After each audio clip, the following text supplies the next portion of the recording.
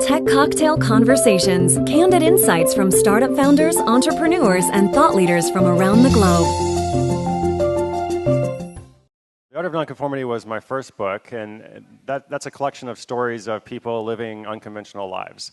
So all different backgrounds, people who have started traveling, people who have started businesses, people who have checked out of something and checked into something else. One of the stories I like from that book is a guy named Alan Bacon.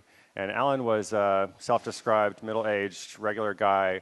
He didn't feel like he could just, abandon everything and move overseas, like some people do. But he wanted to make some change in his life. He found himself kind of discontented. And so he began what he called this series of life experiments.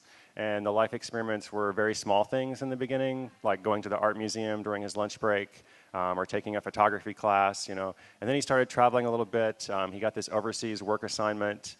He took his family with him. They went to Paris. He came back. He eventually started consulting and became totally self-employed. But he traces the whole thing to the idea of the life experiments, to just kind of like playing with the idea of change and being open to new things.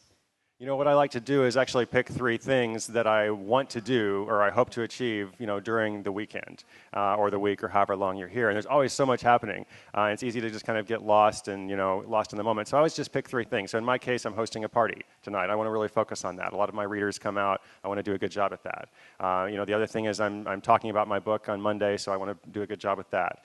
There's a couple of people I want to specifically meet. So I pick 2 or 3 things, but then for the rest of the time, I just come and do fun stuff. On every corner, there's fun stuff. There's a party everywhere. There's a meetup everywhere.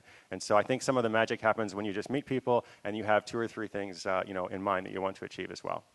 I began by working in West Africa. I spent about 4 years there, and after that is when I started doing more travel. And what I learned is, most entrepreneurs around the world, they don't set out to become entrepreneurs. They don't wake up in the morning and say, I want to be an entrepreneur. They may not even use that word. They just think in terms of, providing for their families. They think about like making a way for themselves. And it's like, it's not so much about getting a job or even starting a company or whatever. It's about, how can I buy something and sell it? How can I, work the barter system? What skill do I have that other people value? What skill do I have that other people value enough to exchange money for?